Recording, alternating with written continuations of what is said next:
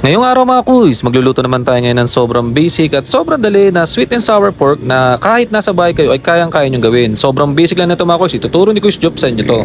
Simulan natin sa paghihiwa ng part ng baboy ay batok. Naglagay tayo ng maraming taba dyan, hiniwaran natin manipis at yung laman, ganun din, manipis ang ginawa natin dyan. Pagkatapos yan, maglalagay tayo dyan ng tantiameters na all-purpose flour o harina na lang mga kuys, nabubulol pa ako dyan. Tapos to, maglalagay tayo ng cornstarch. Parang ang tansyaw dito mga kuys, dapat 1:1 to. Kung 1 cup ang cornstarch, 1 cup din ang harina. Naglagay tayo ng paminta dyan. Tapos ito, maglalagay tayo ng kikuman. Kung walang kikuman mga kuys, pwedeng toyo or nor seasoning, pwede yan mga kuys. Hindi na ako naglagay ng asin dito. Tapos ito, maglalagay tayo ng isang pirasong itlog yan mga kuys. Tapos maglalagay tayo dito ng malamig na tubig. Pwede rin naman yung galing sa gripo, pero mas maganda pag malamig mga kuys, makakatulong sa pagpapalutong natin yan. Halu-haluin lang natin yan mga kuys hanggang magpantay-pantay yan mga kuys. Tapos parang yan, itsura niyan, goods na yan.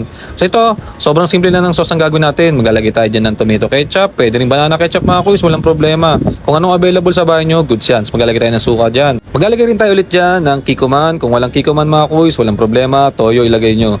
So maglalagay tayo ng Oreo na asukal na maraming, ano ba yan, maraming langgam. Tapos yan, pinaalis lang natin langgam, kinantahan lang natin mga kuys para umalis sila, nag-aalisa na.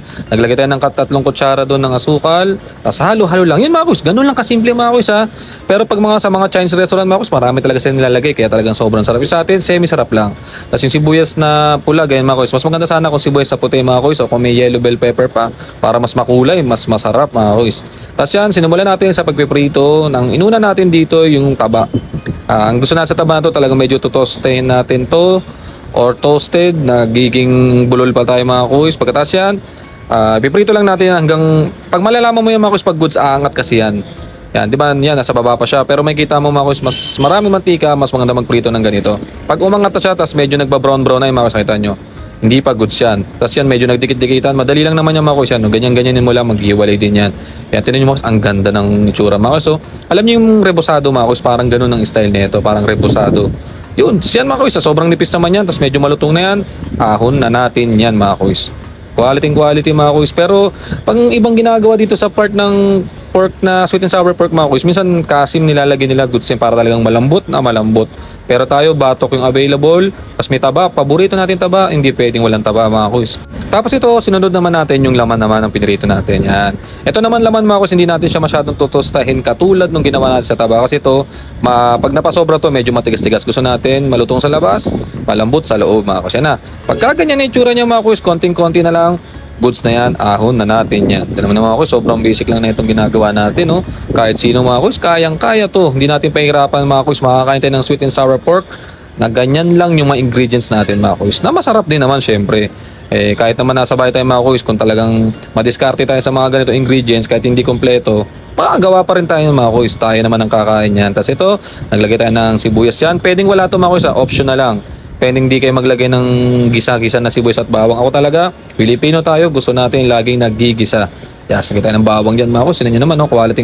Yung mantika nilagay ko dyan, yung pinagprituan din kanina. Pero konti lang. Yan, mga kuys. Yan, nagpapasikat tayo ng konti dyan. Tapos ito na yung sauce. Yan, lagay na natin yung sauce na yan mga kuys. Yan ang sweet and sour pork na pinakamasarap mga kuys sa loob ng bahay namin. Kasi nandito lang talaga sa loob to mga kuys. Baka pag lumabas to, baka naman mapulaan na naman tayo mga kuys.